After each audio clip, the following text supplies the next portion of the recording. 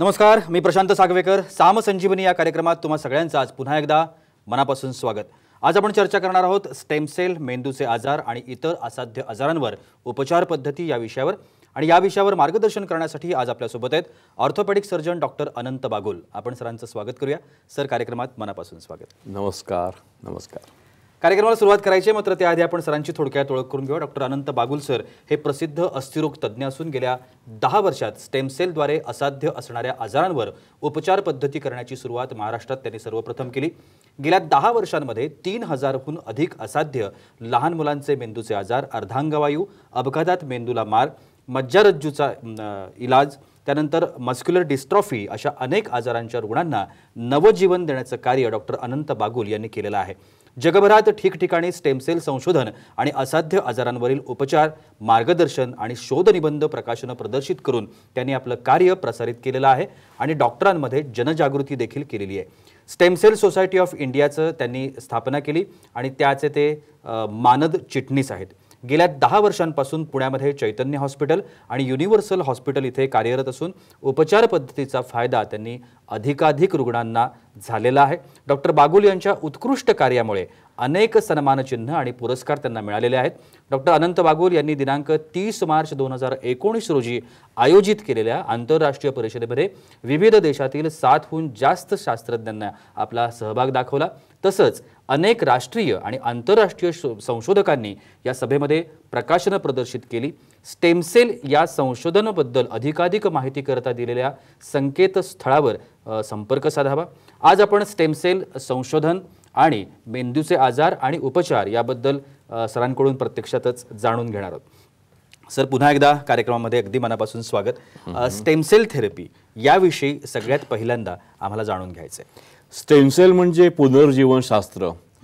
खराब किंवा मेलेल्या पेशींच्या जागी नव पेशींची निर्मिती आणि तुमच्या आजारावर उपचार हे खरं स्टेम सेलचं खरं वैशिष्ट्य आहे. असे बरेच अवयव आहे. मेंदू, स्पायनल कॉर्ड, लिव्हर, किडनी अशामध्ये समजा जर डॅमेज झाला आणि काही पेशी खराब झाल्या, त्यांचे आजार झाले, तर त्यावर आपल्याला काहीच उत्तर नाहीये. बरोबर. पण स्टेम सेलचा जर आपण वापर केला योग्य रीतीने तर अशा अवयवामध्ये नवीन पेशींच्या निर्मिती सुरू होते आणि ह्या आजारावर लिलाया आपल्याला मात करता येते. सर, असे कोणकोणते आजार आहेत ज्याच्यामध्ये ही जी स्टेम सेल थेरपी आहे ती अत्यंत प्रभावीपणे काम करते किंवा उपयोगी येते? असे बरेच अवयव आहेत की ज्याच्यामध्ये स्टेम सेल काम करते.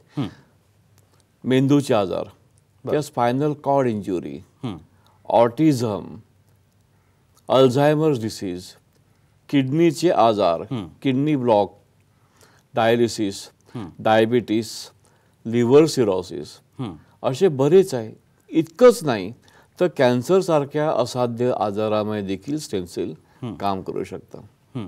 निश्चितपणानं. सर, आपण जसं म्हटलं की मेंदूचे आजार, तर मेंदूचे जे आजार आहेत त्या मेंदूच्या आजारांवरती कशा पद्धतीनं आपलं हे स्टेम सेल आहे ते काम करतं?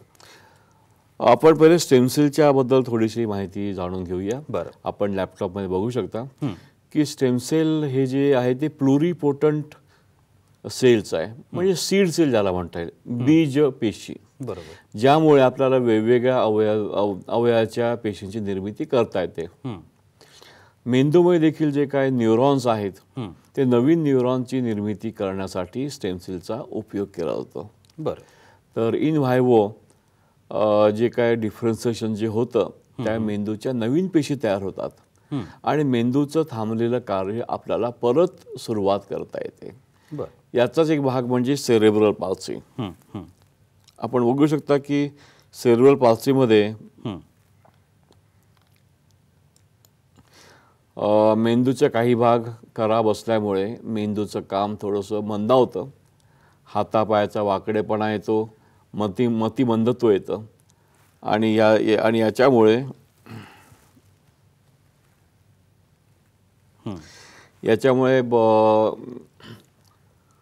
मुलाला मतिमंदच येत नाही, त्याचा हालचाल करता येत नाही. बरोबर. किंवा चालता येत नाहीये, हातापायाचा वाकडेपणा असतो. अशामध्ये काय करायचं हे सगळ्यात मोठा प्रश्न आहे. तर अशामध्ये आपण जर स्टेम सेलचा वापर केला तर आपण असं बघतो की हातापायाचा वाकडेपणा आपल्याला दूर करता येतो. बरं. मतिमंदत्व मध्ये देखील आपल्याला बरीचशी मात करता येते. आपण याबद्दलचा एक व्हिडिओ पाहूया.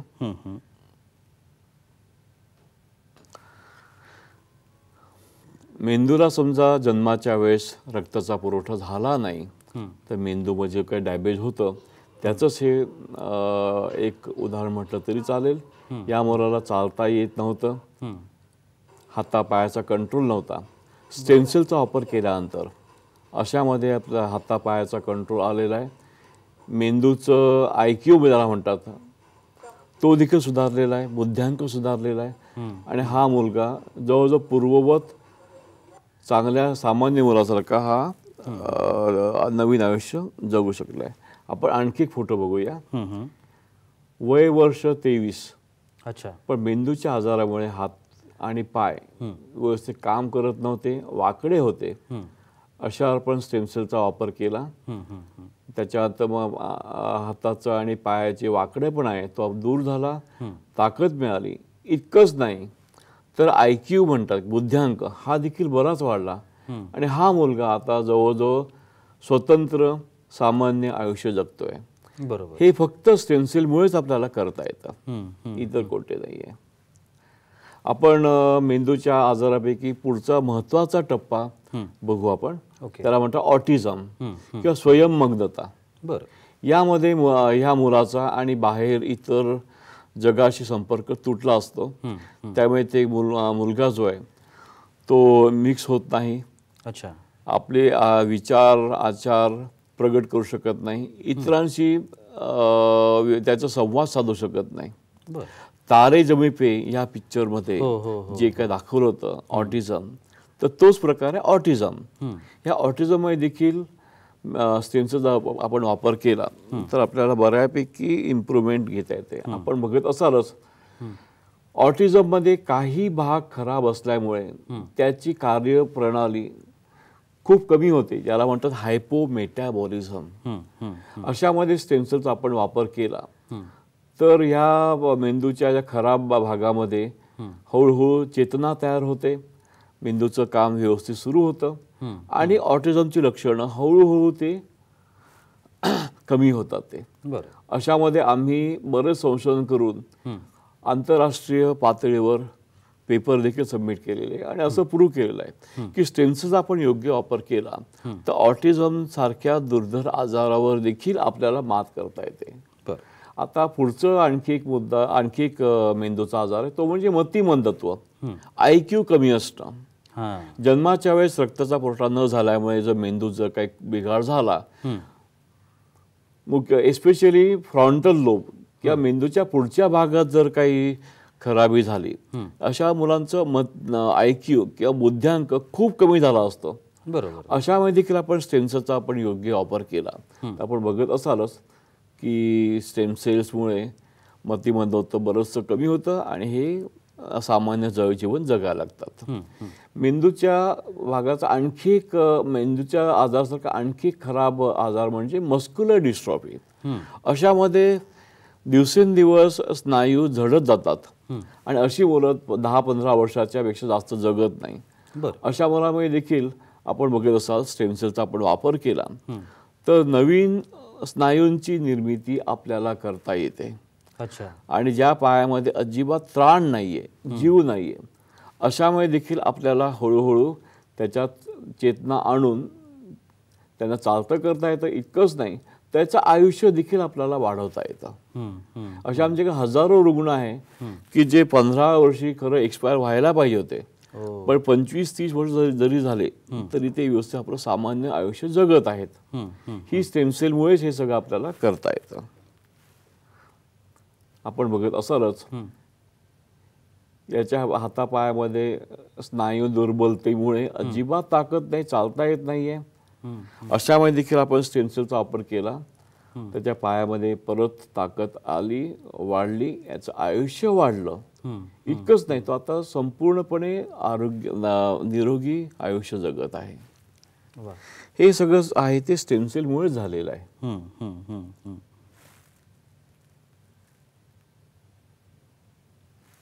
आणखी एक रुग्ण आहे मस्क्युलर डिस्ट्रॉफीचा, पायामध्ये कमजोरता आहे, पण त्याचं स्टेम सेल दिल्यानंतर पायामध्ये सुधार आली आणि मग तो व्यवस्थित परत स्वतःच्या पायावर 2 वर्षाच्या कालावधीनंतरच परत चालायला लागलेला आहे.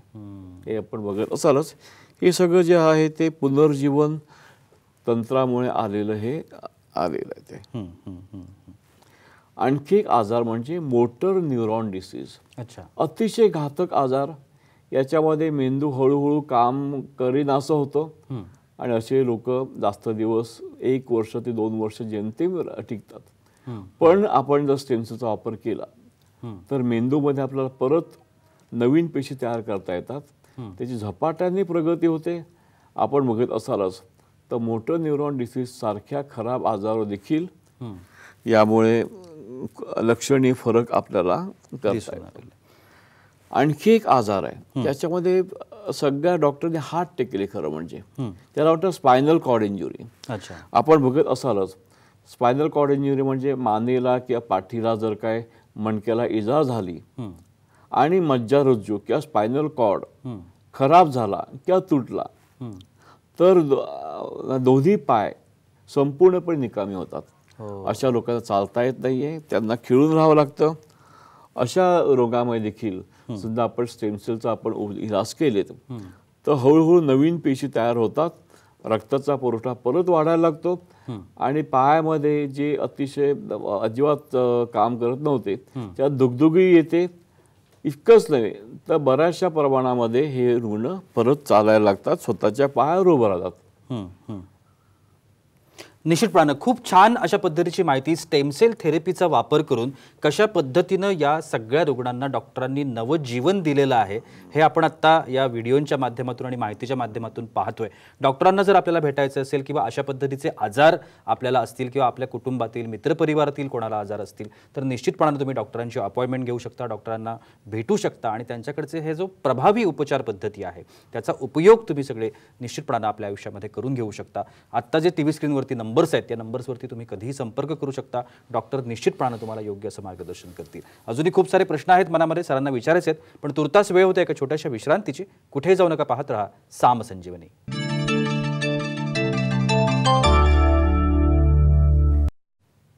विश्रांतीनंतर सामसंजीवनीमध्ये तुम्हा सगळ्यांचं पुन्हा एकदा मनापासून स्वागत. स्टेम सेल थेरपी कशा पद्धतीनं वेगवेगळ्या आजारांवरती प्रभावीपणे काम करते याच्याविषयी आपल्याला डॉक्टर मार्गदर्शन करतायत. डॉक्टर अनंत बागुल आपल्यासोबत आहेत. सर, आत्ता मेंदूच्या आजारांविषयी आपण बोलत होतो. आता पुढचा कोणता आजार आहे ज्याच्याविषयी आपल्याला माहिती सांगायची आहे? मेंदूचा एक अतिशय महत्त्वाचा आजार आहे जो दुर्लक्षित आहे पण खूप मोठ्या प्रमाणामध्ये.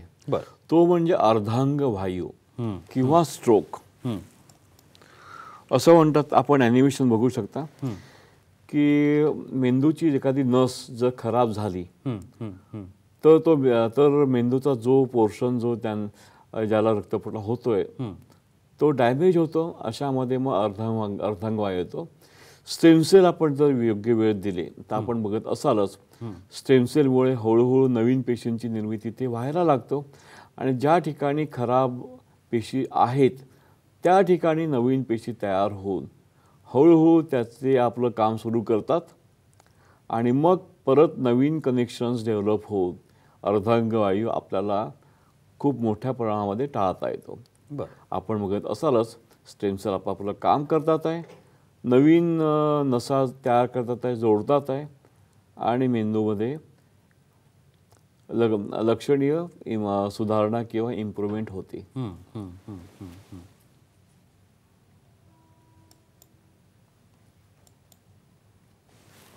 निश्चितपणानं आपण बघू शकता की कशा पद्धतीनं स्टेम सेलच्या उपयोगामुळे मेंदूमध्ये हा बदल झालेला आहे. सर, काय सांगता येईल? अगदीची वेळ. सो मेंदूचा कोणताही आजार असेल तरी स्टेम सेल हे खूप चांगल्या पद्धतीने काम करतं. बरोबर. आणि बऱ्याचशा प्रमाणामध्ये ज्याला उत्तर नाही अशा आजारामध्ये आपल्याला सुधारणा निश्चितपणे हे करून आणता येतं.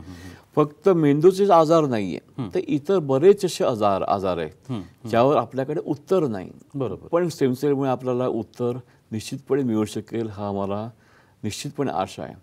डायबिटीस किंवा मधुमेह ज्यामध्ये इन्शुलिन तयार करणाऱ्या पेशी किंवा आयलेट ऑफ लँगरहॅन ज्या खराब होतात अशामध्ये स्टेम सेलचा आपण वापर केला तर आयलेट ऑफ लँगरहॅन किंवा इन्शुलिन तयार करणाऱ्या पेशीची पुनर्निर्मिती होऊन त्यांच्या डायबिटीसवर आपल्याला चांगलाच नियंत्रण करता येते. इन्शुलिनचा डोस कमी होतो. अशामध्ये आपण बघत असाल की स्वादुपिंडाकडे जाणारी नस जी आहे यानंतर पॅन्क्रियाटिक आर्टरी, बरोबर, त्यामध्ये आम्ही जाऊन स्टेम सेल देतो आणि त्याच्यामुळे इन्शुलिनचं प्रमाण हळूहळू वाढायला लागतं आणि डायबिटीसचा कंट्रोल निश्चितपणे होतो. आपण बघत असालच की डायबिटीसचे जे काय दुष्परिणाम आहे, लाईक डायबेटिक अल्सर, जिकडे पाय तोडण्याची किंवा ॲम्प्युटेशनची वेळ येते, अशामुळे देखील स्टेम सेल आपलं चांगलं काम करतात. रुग्णाचा पाय वाचवू शकतो. इतकंच नाही तर डायबिटीस किंवा शुगरवर निश्चितपणे कंट्रोल करून जे जे दुष्परिणाम आहे हे देखील आपल्याला बऱ्याच मोठ्या प्रमाणामध्ये टाळता येतात. बरं, आणखी एक आजार आहे ज्याच्यामुळे देखील आपल्याकडे उत्तर नाही आहे, किडनी फेल होणं, डायलिसिस किंवा ट्रान्सप्लांटेशनची वेळ येणं. अशामुळे देखील जर आपण स्टेम सेल्स किडनीपर्यंत पोहोचवल्या तर किडनीमध्ये नव्या पेशींची निर्मिती होते, ग्लोमेरुलर मेम्ब्रेन नवीन पद्धतीने तयार होतं, सिक्रेशन्स वाढतात, क्रियाटिनिन आणि युरिया हळूहळू कमी व्हायला लागतात आणि मग ट्रान्सप्लांटची गरज भासत नाही. इतकंच नाही तर डायलिसिस देखील खूप प्रमाणामध्ये कंट्रोल आपल्याला करता येतं. बरोबर. आपल्याला आणखी एक उदाहरण आहे ते म्हणजे लिव्हर सिरोसिस. लिव्हर जर खराब असेल, लिव्हरमध्ये फायब्रोसिस झालं असेल, नोड्युलर सिरोसिस तयार झालं असेल, तरीही आपल्याला त्याच्यावर सुधारणा निश्चितपणे करता येते. हे स्टेम सेलचं हे आहे. डोळ्यांच्या बऱ्याच आजारामध्ये स्टेम सेलचं काम येतं. Retinitis pigmentosa, optic nerve ॲट्रोफी. सगळ्यात महत्त्वाचा भाग म्हणजे कॅन्सरसारख्या दुर्धर आजारावर देखील स्टेम सेल इम्युनोथेरपी जी आता आलेली आहे त्यामुळे देखील कॅन्सरला बऱ्याचशा प्रमाणामध्ये आटोक्यात ठेवता येतं. स्टेम सेलचं एक वैशिष्ट्य आहे, फक्त कॅन्सरच्या पेशींना ते ओळखून फक्त कॅन्सरच्या पेशीच त्या फक्त डिस्ट्रॉय करतात किंवा नष्ट करतात. त्या किमोथेरपीचे इतर जे दुष्परिणाम आहे, रक्त कमी होणं, केस गळणं, अल्सर होणं किंवा इम्युनिटी कमी होणं, असले दुष्परिणाम आपल्याला निश्चितपणे टाळता येतात. याच्यामध्ये डेंड्रायटिक स्टेम सेल किंवा कॅन्सर स्टेम सेलचा आपल्याला वापर करता येतो. निश्चितपणे अगदी मेंदूच्या आजारांपासून ते थेट कर्करोगापर्यंत एवढ्या असाध्य आजारांवरती कशा पद्धतीनं स्टेम सेल थेरपी काम करते हे अगदी साध्या सोप्या भाषेत सरांनी आपल्याला आज सांगितलेलं आहे. त्याच्यामुळे या संदर्भातलं अधिक मार्गदर्शन आणि सरांकडची जी ही उपचार पद्धती आहे त्या उपचार पद्धतीचा वापर आपण निश्चितपणानं करून घेऊ शकता. त्याकरता डॉक्टर अनंत बागुल यांना तुम्ही कधीही संपर्क करू शकता. टीव्ही स्क्रीनवरती त्यांचे नंबर आहेतच. सर, तुम्ही आजच्या कार्यक्रमात आलात आणि एवढी छान माहिती आमच्या प्रेक्षकांना दिलीत त्यासाठी अगदी मनापासून आभार. धन्यवाद. आणि याबरोबरच वेळ होते इथेच थांबण्याची. कुठे जाऊ नका, पाहत रहा साम टीव्ही.